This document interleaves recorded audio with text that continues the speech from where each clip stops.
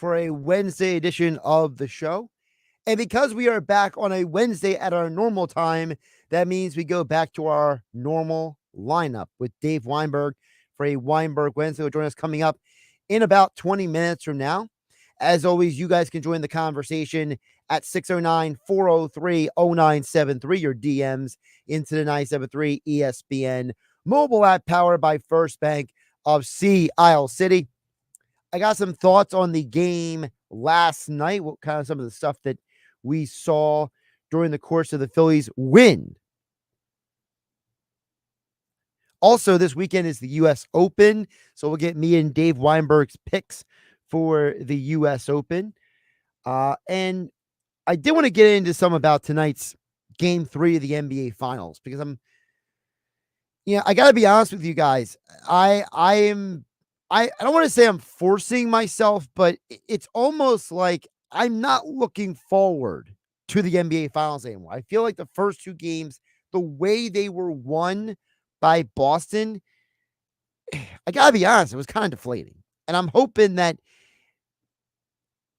the Mavs can win the game tonight so we all can at least have a series to look forward to and not be so, just like even though, to use as an example, just comparison, the Oilers and Panthers Stanley Cup final first two games, even though they were also won by the home team, Florida Panthers, those games were close, competitive games where you felt like almost to the end that the Oilers had a chance in.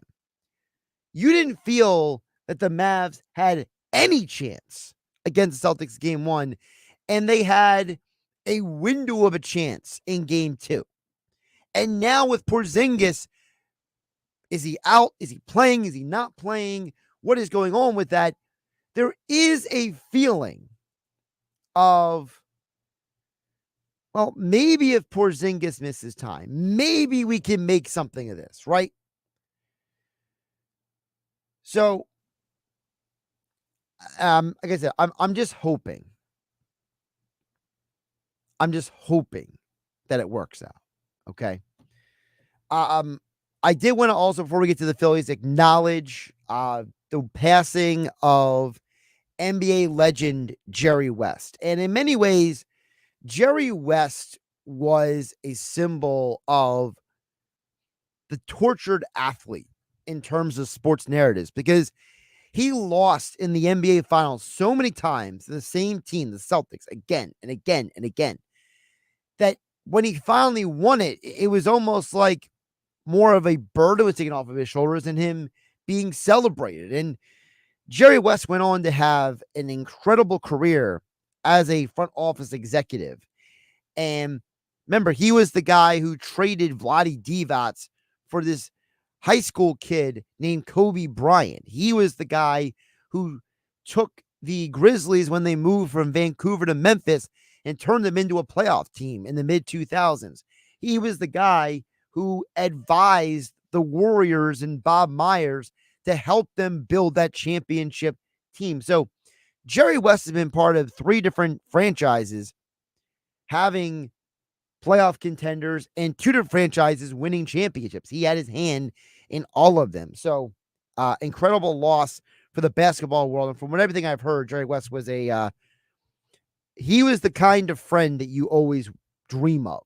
Apparently, he was a very good friend to a lot of people, and he will be very missed. But we got to get to the Phillies, because yesterday you saw the reason why the JT Realmuto injury can be overcome. And it's because of the pitching staff. The pitching staff for the Phillies right now is at a level that I don't think anyone ever anticipated. The Phillies starting pitchers are making history at this point. It's absolutely ridiculous. Both Wheeler and Suarez each have 8 wins. They each have a 2.77 ERA or better. They are holding opponents under 200 batting average against. And the Phillies trio of pitchers are the first pitchers to ever all be in the top 6 in ERA and have a whip below 1.0. I never thought this team would have this good of a starting staff. And for those who are wondering, Ranger Suarez leads the National League with a 1.81 ERA. Zach Wheeler, number 3, at 2.16. Christopher Sanchez is 2.71. And Aaron Nola is 2.77. So you got to slide Sanchez into that conversation when it comes to ERA. His whip is not as good. He'll pitch tonight against the Red Sox, against former Phillies pitcher Nick Pivetta. And it's amazing that for all the consternation and all the exasperated fans there are about Taijuan Walker, it's honestly like Taijuan Walker is going to turn into a footnote for this season. Because if this pitching staff can maintain this level of production at any level, like if they get slightly worse, they're still among the best pitching staffs in all of baseball. In fact, there are only 2 teams in the top 6 in ERA when it comes to individual pitchers. It's the Phillies and the Cubs. There's no Dodgers in the top 6. There's no Atlanta Braves. There's no Milwaukee Brewers. None of the contenders in all of baseball have ERAs that qualify. Now, I know someone out there is going to bring up Paul Skeens, right?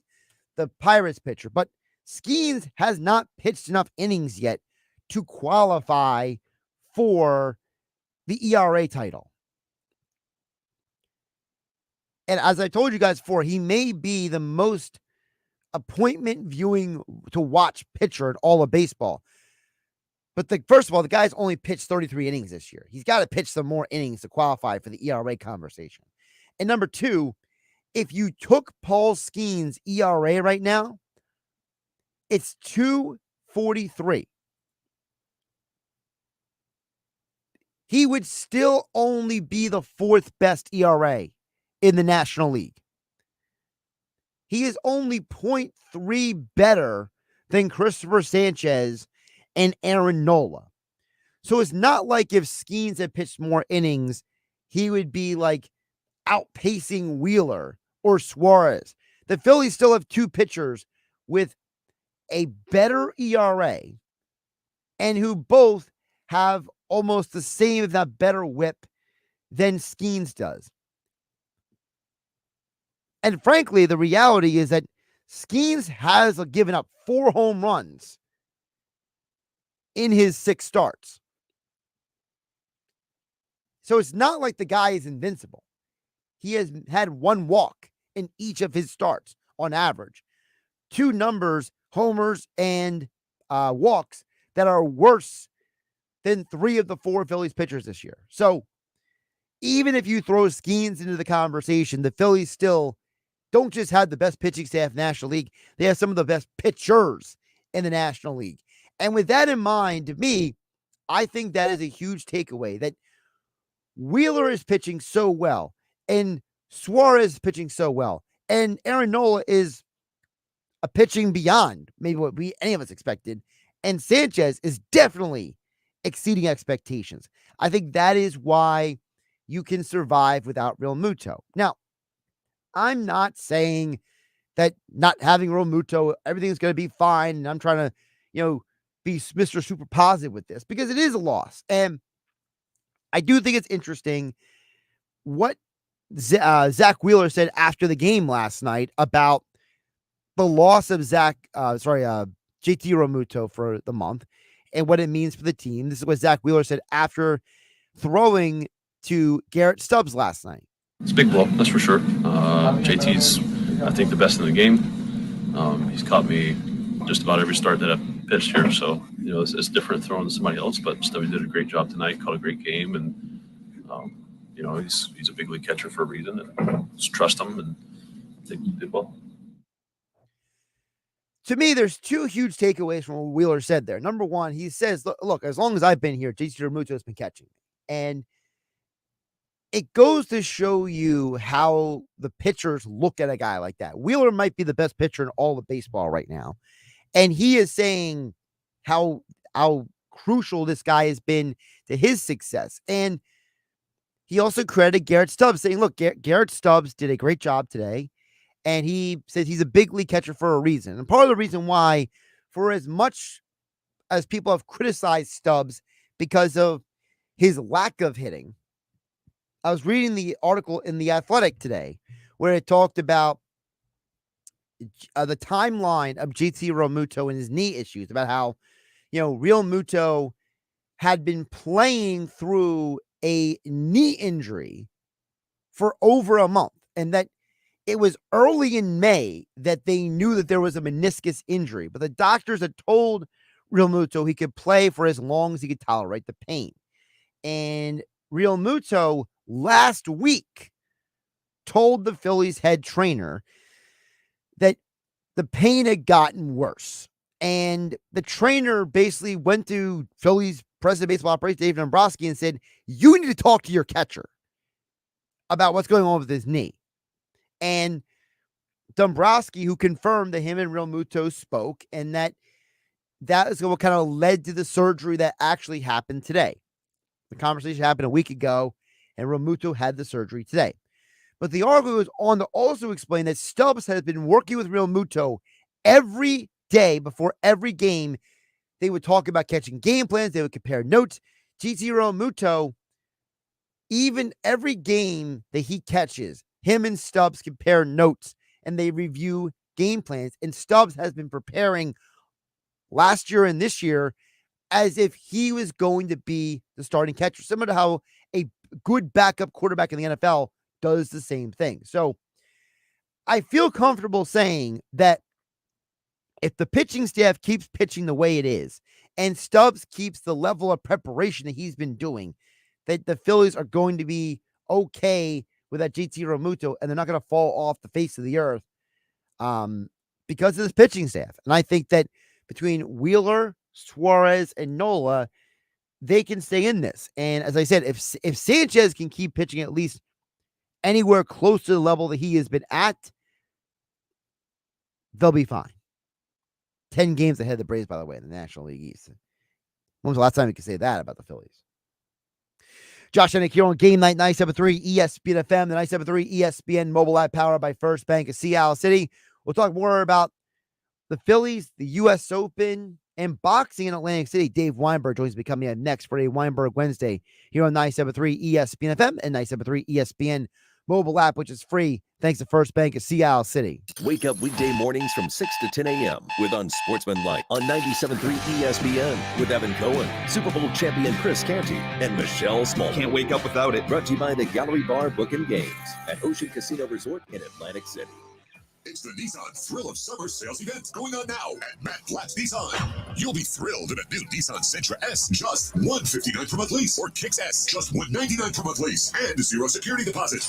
Oh yeah, it's on at Matt Platt Nissan. You heard right. New Matt Platt Nissan Kicks S, just $199 per month, or Sentras, only $159 per month lease, both with zero security deposit, $29.99 due, and you'll be cruising up to 39 miles per gallon. Stuck in a loan or lease? AJ, the trade man, can get you released, so don't repair it, don't fix the broken windshield, don't even wash it. Bring it to Matt Platt Nissan.com. On approved Tier 1 credit for NEMAC. Negative equity will be refinanced into new vehicle plus tax tag and $589 fee. Offers can't be combined. Call 877-289-6670 or go to mattplattnissan.com for complete details. VIN RY324390 and RI498444. Central lease selling price $21,570. Kicks lease selling price $22,840. Offer ends 7/6/2024. It's on at Matt Platt Nissan on the Black Horse Pike, Egg Harbor Township.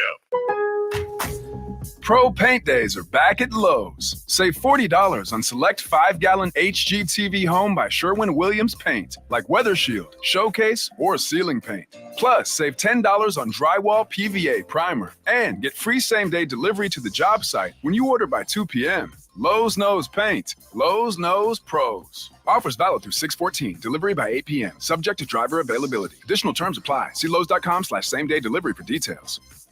She posted about us just now. Celebrities can't get enough of Beyond's bespoke skincare line. She has 147 million followers. How do we monetize? She needs a social media associate to help her with the hype. We should repost this. Do we need a hashtag? Indeed can help her hire great people fast. I need Indeed. Indeed you do. You can schedule and conduct virtual interviews all from your employer dashboard.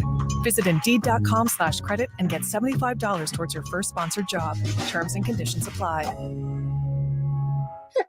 Why do so many dogs suffer from weight issues, skin problems, messy poops, and low energy? It could be the popular dog food you put in their bowl each day. Cody was sleeping a lot, wasn't playing. She was very lethargic and not moving around. Dry kibble just wasn't cutting it. That's why, after more than 45 years of experience of helping dogs make complete health turnarounds, veterinarian Dr. Marty created Nature's Blend. It's a freeze-dried raw dog food made with wholesome ingredients like premium meats, seeds, vegetables, and fruit. And once dog parents switch their pups to Nature's Blend, the results can be astounding. She's got her energy back. She's running around like she did like 5 years ago. Miraculously, she's just feeling all around better. She's like a new dog. Thank you, Dr. Marty. Get your dog started today and save up to 54% off Nature's Blend. Plus, receive a free pack of our best-selling beef liver dog treats. Go to drmartypets.com/deal or text DEAL to 511-511. Text DEAL to 511-511. All dogs are unique. Your dog's results can and will vary. Message and data rates may apply. Get in zone, AutoZone. Welcome to AutoZone. What are you working on today? Got a car-loving dad? Nice. We've got a Father's Day sale. Right now, our Armor All Ultimate 8-piece bucket kit is just $25. That's soap, a wash mitt, wheel cleaner, tire shine, glass wipes, and interior wipes. Plus, a bucket to use for the wash. All for just $25 at the AutoZone Father's Day sale. Now through the 16th. Get in zone, AutoZone. Restrictions apply. Powered by the all-new BetParks New Jersey Casino and Sportsbook app. BetParks.com. This is the Town Square, New Jersey Info and Weather Network. The Phillies are back playing Boston once again tonight. I'm Nick Earnshaw with your South Jersey Sports Center and with your 97.3 ESPN. Question of the day: with JT Realmuto going on the injured list and expected to miss about a month, according to President of Baseball Operations Dave Dombrowski, we asked the question, should Nick Castellanos stay in the two-hole until Trey Turner comes back? Let us know by texting 609-403-0973. That's 609-403-0973, or use the 97.3 ESPN free mobile app. I think you just got to go with what works. And Castellanos, even though he was 0 for 4 last night, you could plug in Edmundo Sosa and mix and match until Turner gets back, which should be very soon. Once again, text in at 609-403-0973. Let us know. Your forecast is next. New Jersey is leading the nation in clean energy investments with one thing in mind: you. Save money while saving the planet. New Jersey's Clean Energy Program is a statewide program that offers incentives, programs, and services that benefit New Jersey residents, businesses, education, government, and nonprofit entities to help us all save energy, money, and the environment. Discover how you can start saving today and help ensure a cleaner future. Visit njcleanenergy.com to see what New Jersey's Clean Energy Program can do for you. A message from the New Jersey Board of Public Utilities. From the Town Square, New Jersey Info and Weather Network, I'm Chief Meteorologist Dan Zarrow. Tomorrow turns more summer-like, warmer, stickier, and eventually we'll see some thunderstorms to close out the work week. Tonight stays quiet with clear skies, low temperature around 63. Tomorrow warming up to 84 with hazy sunshine, and then 90 on Friday. Partly sunny, hot and breezy, with scattered thunderstorms likely in the early evening hours Friday. Get weather 24/7 wherever you are. Download our free mobile app today. Hey, it's Tom P., host of Rack and Fin Radio, inviting you to join me every Saturday morning at 7 here on 97.3 ESPN FM. Each week, we discuss the hot topics affecting the sportsmen and sportswomen in New Jersey. Hunting, fishing, boating, conservation, and Second Amendment topics are some of the issues that are covered in depth. Rack and Fin Radio is brought to you by Utch's Marina. That's Rack and Fin Radio with me, Tom P., every Saturday morning at 7 on 97.3 ESPN FM, South Jersey's sports leader. This is Game Night with Josh Hennig on 97.3 ESPN and the 97.3 ESPN free mobile app. We'll get back to the text board. See Jeff from Ocean City chiming in at 609-403-0973. Your DMs into the 97.3 ESPN mobile app powered by First Bank Seattle. But we are back in our normal slot on a Wednesday, which means Dave Weinberg is back in his normal Weinberg Wednesday slot, extra point columns over at 97.3 ESPN.com. Dave, welcome back. How you doing today? Doing well, Josh. How are you? I'm doing pretty good. I want to start with the Phillies with you because, I was mentioning this before you came on. Never in my wildest imagination would I ever have thought that this version of the Phillies would have 4 guys in the top 6 in ERA, 3 guys with around 1 on the whip scale, and Christopher Sanchez being one of those guys. Like, never did I think this team would be of a pitching staff this good. And it really may be the reason why they can survive without Realmuto and Turner and these guys for a short period, because maybe just a pitching staff will just carry them as long as they score some runs. Oh yeah, absolutely. I think you're right there, and I don't think anybody's imagination could have envisioned this. I mean, it's just been lights out, up and down the rotation. And yeah, you're right. I mean, pitching is what can keep you in games and what can give you wins. And they're going to miss JT, obviously being the so-called heart of the team, and right, and very good offensively and defensively. But I think the pitching, all you have to do is scratch out like 2 or 3 runs, it seems, and then you're going to get a win because they're not going to give up any more than that. I mean, on most nights anyway. So yeah, I think you're right there. I think the pitching staff will be able to enable them to weather the loss of JT till he gets back.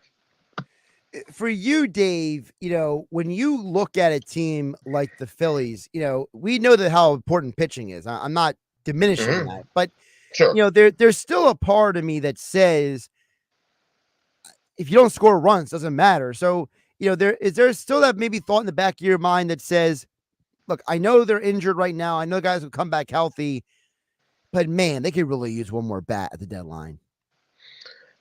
Yeah, probably yes. I'm sorry. Yeah, yes, they could. You can never have enough offense, and I don't know. They seem to be faring pretty well as they are, constituted presently. They don't seem to have a real weaknesses. The unique thing about them is that it's a different guy every night. It seems like almost where that steps up with a big hit or a home run or bases loaded double or whatever. But yeah, you're right. I mean, you can never have enough offense. So if there's another bat out there that they think can help them, then why not go for it? I agree. Now, there were people with different perspectives on the Phillies in London over the weekend. What was Dave Weinberg's takeaway from the Phillies in London? Well, as you know, I think it's stupid to even go over there, but it's a fun diversion, I guess. I don't know if 2 games is enough to. I mean, it's almost like, why are you bothering to go over there for 2 games and then you're flying right back? I just don't. And then it was kind of cool. There were Mets fans there and Phillies fans there, and Phillies supposedly took over the stadium and all that stuff. But I don't know. I just, I've told you before, I think I just don't get the point of it. I mean, I know what they're trying to do. They're trying to expand Major League Baseballs around the world, but it's like, if you're going to go to a country to like expand the game, go somewhere where they actually know what baseball is. Like, apparently, according to people who went over there, people in London didn't even know the game was happening. They didn't know what baseball was. They didn't get why people even cared. Like, if you're going to do that, go to Puerto Rico, go to Japan. They went to South Korea this year, right? Go to Taiwan, go somewhere where they actually give a darn about baseball. Right. Latin American countries, Central American countries. Yeah. Or, whatever. Like you said, Puerto Rico, Mexico, Dominican Republic, South Korea, Japan. They live for baseball. So yeah, why not go down there and try and over there to try and promote the game even more there. Yeah. Europe doesn't, that just doesn't strike me as they give it. I don't think they give a darn about baseball, and I don't understand why you're trying to push it on them. But also, like, go to a country that actually, I don't know, has like some sort of history of baseball players coming from there, like Italy. Like, Italy has a history of people who were from Italy, came to America, found baseball, played baseball, and brought the sport back to their country, Right. Yeah, that's true. I don't know if you remember Darren Ford from Vineland. played Yeah. in the majors for a little while. Play for the Giants, right? Right. Every winter, though, he would go over to a different. He would go to a different place and play winter baseball, and to hear him tell the stories about Latin America and the passion and the excitement of playing there. I just think that should be like a permanent stop for them in every season. But I And think I'm sorry. Go ahead. I was gonna say, think about the irony of this. The Phillies go to England, and the Eagles are going to Brazil. Like, shouldn't that be like flip? Yeah, that is kind of funny now you think about it. Yeah, yeah, because Brazilians don't know football and they don't care about football. I No. wouldn't think. Yeah, yeah. That's No, right. I mean, honestly, it makes more sense to flip. That's a good point.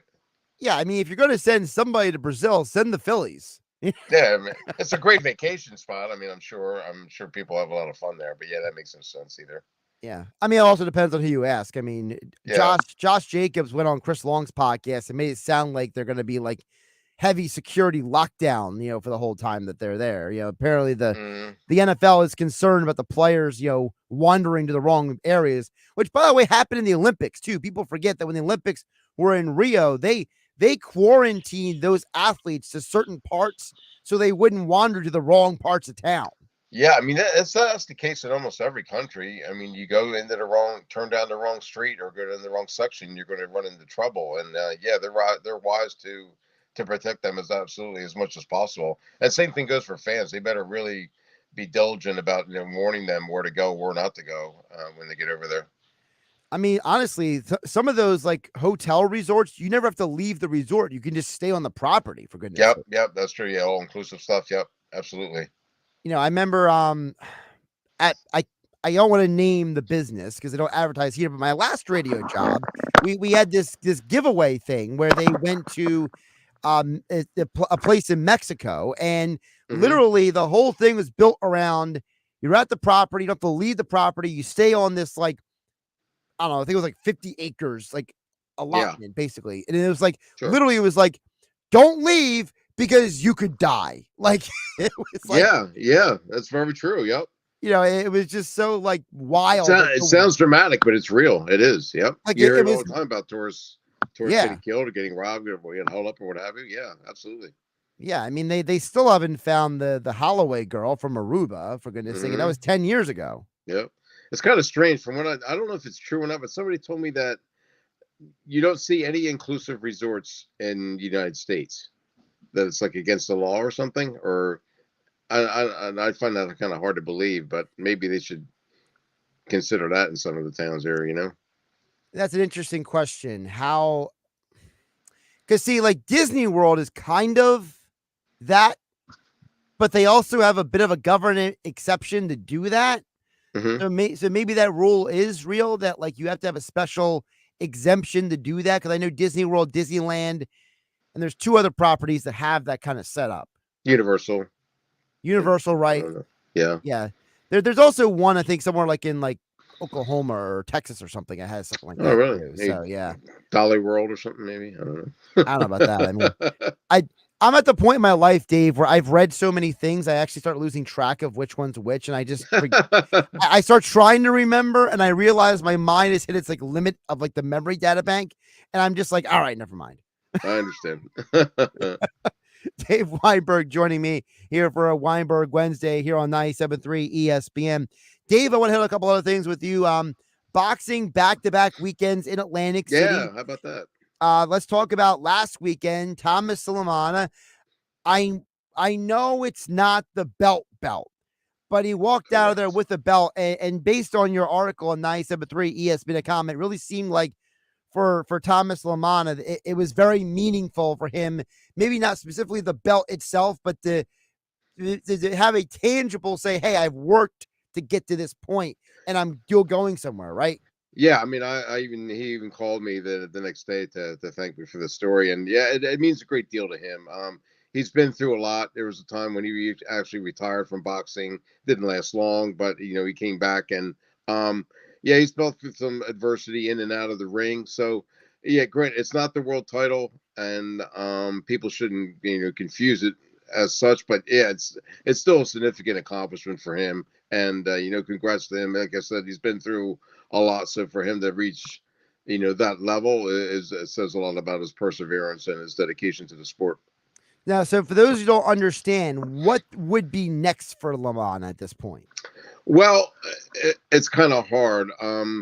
He's ranked number 3 in the WBA in middleweight, but he already fought the champ once, Arislande Lara, and didn't fare so well. Right. First round knockout for Lara. So I don't know if boxing wants to see that again. I mean, I don't doubt that Thomas would fare better in a rematch, but I don't know. I don't know if that's in the cards for him. Maybe it is. In the meantime, there's several other fights I know that he's trying to pursue. One would be Chris Eubanks Jr. over in England, or even ironically Danny Garcia, who's promoting the card this Saturday. Thomas had indicated that he thinks a fight against Danny would be a big fight for Atlantic City. So I guess there are a few other options out there for him to pursue. So we'll have to see what happens. Well, you mentioned Danny Garcia, Tale of Garcia this Saturday at Boardwalk Hall. And you had the great article. You got to speak to Bruce Seldon Jr., who's making his pro debut. Fascinating story because he's kind of getting into all of this a little later than usually boxers do. Just kind of give your, I don't want to give away the whole article because it was very, very detailed about, the similarities between him and his father and how his journey to get here. But like for you, what is in store for a guy like him who's making his debut at the later age that he is? Yeah, that's another thing. I mean, I talked to his manager, Jim Kurtz, who you may know from him working with Bruce and some other fighters, and even Bruce's junior's brother, Isaiah. He's 29 years old, which is late, no doubt, for a fighter.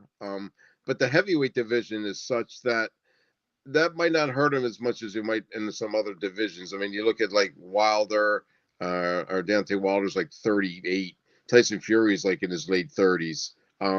Usyk is in his late 30s. So there is time for him to grow and mature, but he's raw.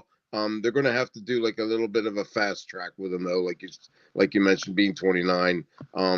It's not like he's 21 or like Lamont turned pro his senior year of high school. Bruce is getting a late start, so they're going to have to step up the gas a little bit and maybe force feed him a little bit. He's going to be on the job training, but I think he'll be okay. As he sticks to he has a great trainer in Julio Sanchez. I don't know if you know him, but he's a former fighter out of Pleasantville who does great work with fighters. So I think he's in pretty good hands. So we'll have to see what happens with Bruce Jr. as well. Talking with Dave Weinberg, Hall of Fame boxing writer here for Weinberg Wednesday here on Game Night on 97.3 ESPN. Now, let me ask you a question because you mentioned about that, the heavyweights out there. Heavyweight is kind of like an ambiguous description at times because, I was having this conversation in the past with Justin Figueroa about the fact that, about the weight classes, how most of the weight classes are very specific about the weight. Whereas heavyweight is like, it's almost ambiguous. It's like a range. So is Bruce Seldon Jr. like, what kind of size caliber would you describe him as a heavyweight? Oh, that's a good question. He's about 230 pounds. So he's probably right in the mid range of a heavyweight. I mean, anybody can fight heavyweight. You don't have to weigh a certain amount. There is usually over 200 is ideal. It's kind of hard because when you talk about like Ali and those guys, even Tyson, they weren't that big. They were just very good fighters, but they were in the 220 range, maybe 218 even. So it's not necessarily size doesn't necessarily equate to success, right? As a heavyweight.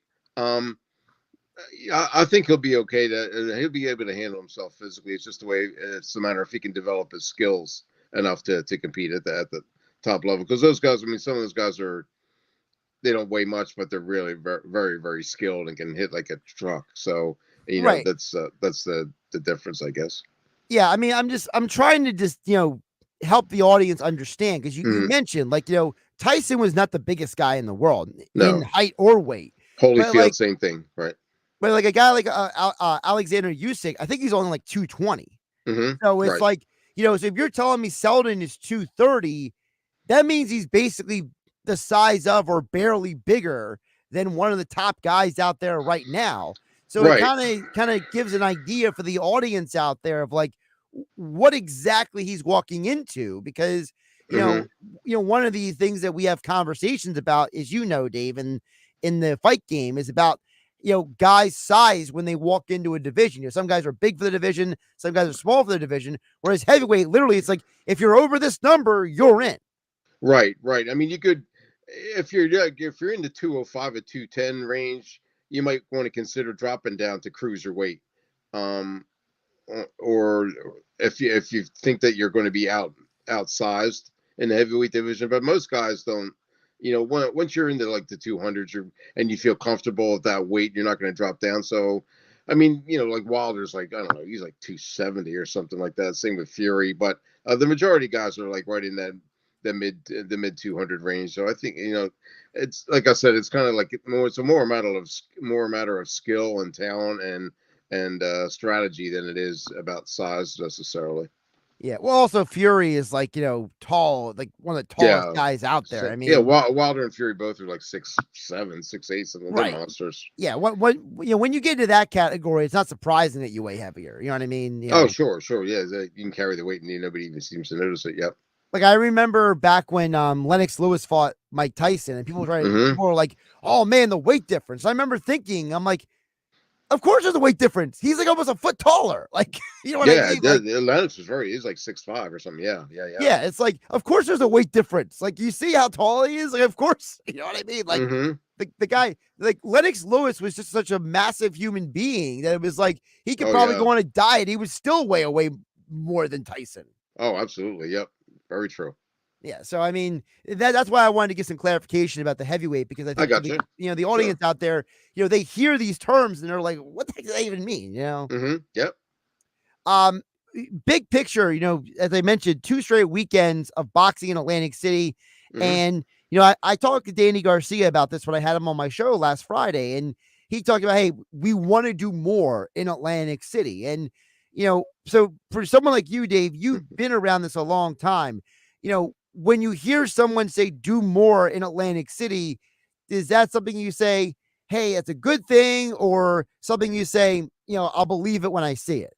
Yeah, the latter. If I had $1 for every promoter that says they're gonna, make Atlantic City their home base and they're gonna revive it and they're gonna make it like it used to be and it's I'd be pretty wealthy. It's really hard to do business with in Atlantic City with boxing. Boardwalk Hall specifically is very expensive to put a show there, and the casinos don't seem to be as interested as they used to be. Not to date myself, but you go back to like the mid '80s. Everybody thinks it's a big deal that there's 2 fights in back-to-back weekends. There used to be, you could probably go to 6 fights in that time frame back then. There was Tuesday night fights, Friday, Saturday, Sunday. It's never going to get back, but the more they have, the better it is. The more people recognize it and appreciate it. Having a good card is going to help a lot. The last thing you want is for somebody to show up and see, a bunch of first round knockouts and lopsided mismatches, and they're going to just get sour on it and they're never going to come back. But if you have the records, don't necessarily matter. It's just the skill level. You match the A guy and the B guy, and there's an even fight, an exciting fight. That'll bring the people back into the building. I mean, I wish Danny well. I hope he can do it, but I'm going to take it with a grain of salt, like I do with most guys who say this. Absolutely, Dave. Before I let you go, U.S. Open this weekend. Who are your guys for the weekend and why? I got some bets. Yeah, who are they? Well, Scotty Scheffler, of course. He's the odds-on favorite, and I fully expect him to win. He's just the head and shoulders above everybody. Did you see what Rory McIlroy said about Scotty Scheffler? Mm-mm. He said the only thing that stops Scotty Scheffler from winning is going to prison. That's what Rory said this week. That's pretty funny. Yeah. Yeah.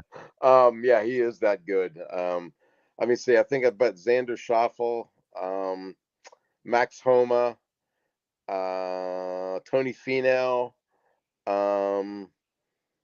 couple other ones, Scheffler, of course, and I might have been Bryson DeChambeau. I think he might be the one that, if anybody can beat Scheffler, if Scheffler seems to have like an off day or something, I think Bryson might be able to pull it out. And then sentimentally reasons, strictly, I bet on Phil Mickelson too. Right. Sure. So here are my guys for this week. So I'm Okay. with you on Shoffley. I agree that Shoffley has to be in the conversation. I still like Rory as well this week. I think Rory is like, he's close. You know what I mean? He's not getting divorced anymore, so maybe that helps. Yeah. Right, maybe that helps. I don't know. With that story in of itself is weird. We don't have time for that fiasco. I mean, for goodness gracious. I mean, I was reading that story earlier today. By the time I was done reading it, Dave, I had a headache. Like I was just like, this story is so ridiculous. I mean, the whole thing with, the wife thought he was cheating, and then she found out he wasn't cheating, and it's just like, what on earth is going on here? But anyway, so I'm going with Rory as well. I like him. I also got to say, I like Colin Morikawa. I think I think I put 20 on him too. Also, I think he's been hanging around. Mm-hmm. The other guy that I'm thinking about is, we're just a couple years away from guys like Matt Fitzpatrick and Wyndham Clark from winning some of these things. Yeah, I feel like those guys are playing well enough. And you know how it is, Dave. Sometimes you just got to feel yourself in golf. Oh, like yeah. If you think you're playing well, then you start playing well, Yeah, And especially the case with Wyndham. Yep. yeah, I just feel like, for as like little as guys like Clark and Fitzpatrick actually win on the tour, they're playing well enough that I think that if we get into the weekend, like I look at guys like Bryson DeChambeau and who's the one guy? The guy that everyone on every betting show picks. Koepka? No, the Swedish guy, Aberg. Ludwig Aberg. I feel like every sports betting show picks that guy. Yeah. And like, to me, I look at him the same way I look at Bryson DeChambeau. If they could make some putts, I feel a little more confident. But it's like, it's great that you're getting it on or near the green every time, but then you can't make the simple, 15-foot putt. Right. That's true. DeChambeau was in it at the PGA with Schauffele right down to the end there. So that kind of maybe he's going to figure some things out. That the U.S. So apparently the course is just going to be as it usually is, but especially this year, Pinehurst is supposed to be just impossible to play. I mean, it's like putting on an ice rink. It's so it's really going to be interesting to see how guys handle when adversity hits, which it always does at the U.S. Open. Well, if that's the case, we should probably throw something a side wager on Will Zalatoris. I feel like he's one of the guys he's a guy who knows how to slow down the putts, like he's always been a guy who knows how to like gauge those greens. So maybe he's like a dark horse here. Yeah, that's a good point. Yeah. Maybe it would be somebody worth keeping an eye on or putting some money down on. Yeah. Yeah. Now, not a lot of money. Gambling problem. Call 1-800-GAMBLER. Absolutely. Absolutely. Yeah. We don't need anybody losing their job or like, guys getting suspended from baseball for, I mean, some of these, I don't know if you saw the story last week with all the guys that got suspended. I did. It's like, because one of the guys is local kind of. Yeah.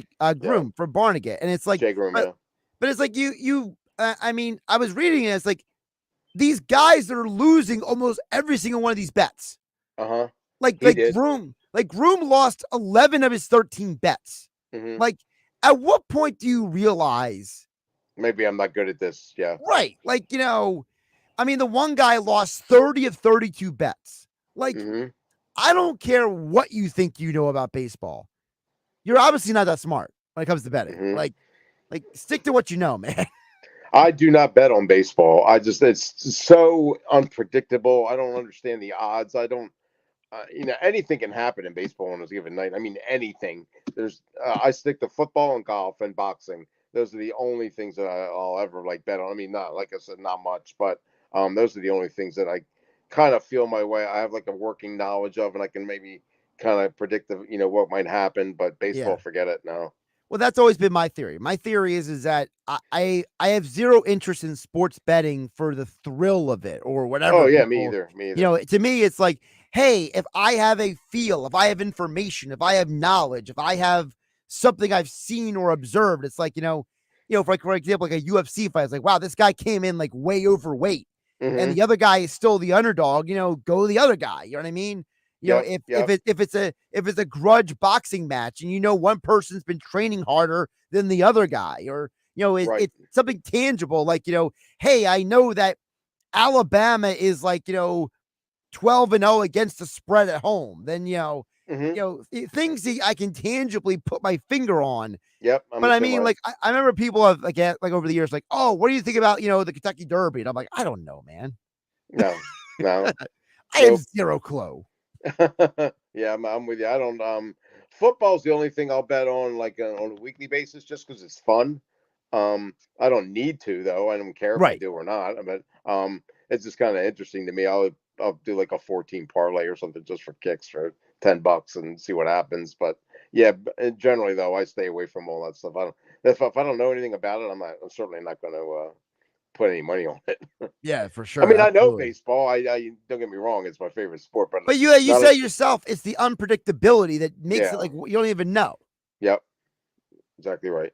Like last night, Cutter Crawford, it was 66% of the home runs that he had given up this year were to left-handed hitters.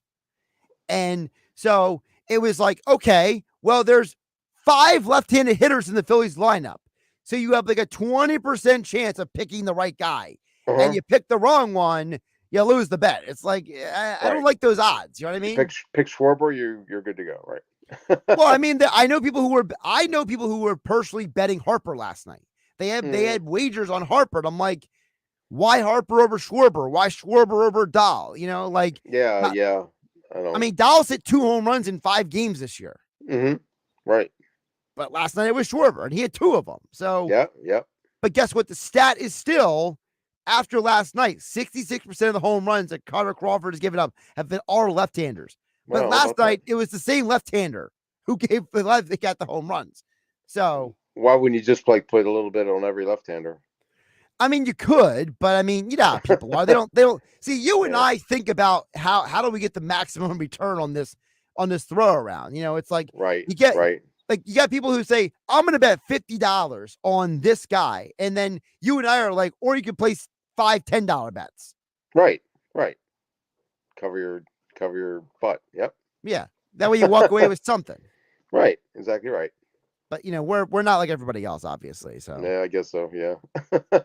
He's Dave Weinberg at Dave Weinberg 19 extra point columns over at 97.3 ESPN.com. All of his boxing coverage from the LaManna fight to the upcoming Bruce Seldon Jr. fight over at 97.3 ESPN.com. Dave, appreciate the time today. Oh, thanks, Justin. I appreciate it as always. I'll talk to you next week. Absolutely. Josh Hennig here on Game Night on 97.3 ESPN. Hit the text board up next, and we'll wrap up the hour, the power hour, known as Game Night on 97.3 ESPN. The NBA Finals on ESPN Radio. Back to Holiday. Left angle three is good. A huge turnover by Dallas. With the Celtics up 2-0, the series shifts to Dallas. How will the Mavs respond? Here's Doncic, corner three. Yep, Luka's feeling it. Game 3 of the Celtics and Mavericks. Coverage begins tonight at 7:30 Eastern, with tip-off at 8:30 Eastern. Listen to the NBA Finals exclusively on 97.3 ESPN. My mom was so tired all the time. And anytime I told her a problem, she always had one solution. She'd be like, you should take a nap. Both my wrists could be cut, and I could be holding a knife, and I could be like, I don't want to be here! And she'd be like, have you slept? From Saturday Night Live, his Netflix specials, and Peacock's Bupkis, Pete Davidson Prehab Tour. Saturday, July 20th, Ovation Hall and Ocean Casino Resort. Tickets on sale now at theoceanac.com. Pete Davidson Prehab Tour, live. Thanks for calling Discover. This is Diego. Hi, Diego. It's Jennifer Coolidge. I just want to say your cashback match makes me feel so special. It really inspired me. That's great. Doubling the cash back you've earned at the end of your first year is what we do. Well, I'm doubling everything now. Double dating, double dipping, double feature, double header, double whammy. Basically double or nothing. You earn, we match. Discover Cashback Match. See terms at discover.com/creditcard. With your choice of select sandwich, nugs, fries, and a drink, Wendy's $5 Biggie Bag is your go-to. Your nugget wingman. Your hot and crispy fry co-pilot. Just like us. We're like the bag boys. What? Bag boys, bag boys. What you gonna do? What you gonna do when we bring your food? For a deal you can count on, bet on Biggie and choose wisely. Choose Wendy's. Bag boys, bag boys. U.S. price and participation may vary. Includes choice of JBC or crispy chicken sandwich with 4-piece nuggets, junior fry, and small soft drink. Third-party delivery pricing may be higher. Take $9,000 off MSRP or pay 0% for 60 months and make no payments until after Labor Day during the Kia Summer Sticker Sales Event. It's gotta be a Matt Black Kia.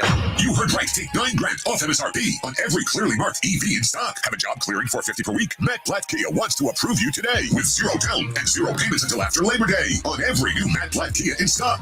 Plus, with our 4-day love it or leave it return policy, you can drive with peace of mind. So if you're currently stuck in a loan or lease, we want to get you released. With approved credit, 24-0 EV and EV6, 1667 per thousand. Not all will qualify. Credit may affect down payment. Offers can't be combined. Go to mattblackkia.nj.com for complete details or 888-505-6670. Price includes all costs to be paid by consumer except for licensing, registration, and taxes. Through KNF, $9,000 off includes $1,500 then specific bonus cash and $7,500 customer cash then specific bonus cash from Kia America for the purchase or lease of a specially tagged 2024 vehicle. Bonus cash must be applied toward the purchase or lease of a specifically tagged 2024 vehicle and not available for cash. Subject to vehicle availability and dealer participation. EV6 rebates and incentives to dealer expire 7/6/24. Matt Black Kia, 6211 Black Horse Pike, Egg Harbor Township, and on Route 37 in Toms River. Pro Paint Days are back at Lowe's. Save $40 on select 5-gallon HGTV Home by Sherwin-Williams paint, like Weather Shield, Showcase, or Ceiling Paint. Plus, save $10 on drywall PVA primer and get free same-day delivery to the job site when you order by 2 p.m. Lowe's knows paint. Lowe's knows pros. Offers valid through 6/14. Delivery by 8 p.m. Subject to driver availability. Additional terms apply. See Lowe's.com/same-day delivery for details. Madam Giselle senses something big coming. Is it a career change? Everything looks wet. I'm going to be a swim teacher. There's a roof. A swim teacher who also does roofing. No, the roof of your RV has a leak and it's ruining the furniture. Oh, that's okay. I'm covered by Progressive. But maybe I'm a swim teaching roofer who makes furniture. Customize your coverage with Progressive's Roof Protection Plus and be prepared for the unexpected. Progressive Casualty Insurance Company and Affiliates. Roof Protection Plus available for RVs less than 6 years old. $250 deductible applies to any claim. Because you want to hear bacon and eggs on your outdoor griddle, not the scraping of rust. Introducing the Weber Slate Rust-Resistant Griddle. Stays ready, not rusty, with a carbon steel cooktop, pre-seasoned and ready to cook on right out of the box. The Weber Slate heats evenly edge to edge up to 500 degrees. All you'll hear is the gasp of amazement from friends and family when you serve the food. Cooking with the Weber Slate Rust-Resistant Griddle just sounds delicious and tastes even better. Is switching your wireless service to Total by Verizon easy? Totalmente. Now you can get 50% off any unlimited data phone plan. That's one line for only $25 a month, and you keep the phone you love. Hurry, this is a limited time offer. So find a store or switch suavemente at totalbyverizon.com. Offer ends July 31st, 2024. Promo subject to cancellation after 12 months. Available exclusively online and in Total by Verizon stores. Requires a compatible unlocked device and SIM. See totalbyverizon.com for device compatibility and additional details. Taxes and fees may apply. Something good to know from First Bank of Sea Isle City. We have all of today's innovative banking products just like the big banks, but we offer something they can't. A personal community focus. Let's get you started with Bill Pay. You save time when you pay your bills online. It's fast, easy, and convenient. First Bank of Sea Isle City, a community bank that delivers more for you every day. Personal service, today's technology, from the people who truly care. Learn more at firstbankseaisle.com. Member FDIC, Equal Housing Lender. Now, more Game Night with Josh Hennig on 97.3 ESPN and on the 97.3 ESPN free mobile app, powered by First Bank of Sea Isle City. All right, before we get out of here, NBA Finals Game 3 tonight on 97.3 ESPN. I genuinely believe the Mavs are going to win tonight. Whether Porzingis is playing or not, or he's healthy or not, I just got to think that whatever's going on with Porzingis, it's obviously going to affect him in some way, whether psychologically or physically, and that'll help the Mavs. And also role players, bench players, they all play better at home than the road. So I'm going to assume the Mavs win the game. By the way, credit to the anonymous texter who texted in, said that the Natalie Holloway disappearance in Aruba was almost 20 years ago. I can't believe that was almost 2005. It feels like it was like 10 years ago. By the way, is not Jordan Vandersloot like the poster boy for creepy people to not trust in the world? Have a great everybody. Life can be tough, and sometimes it's hard to find someone who will listen.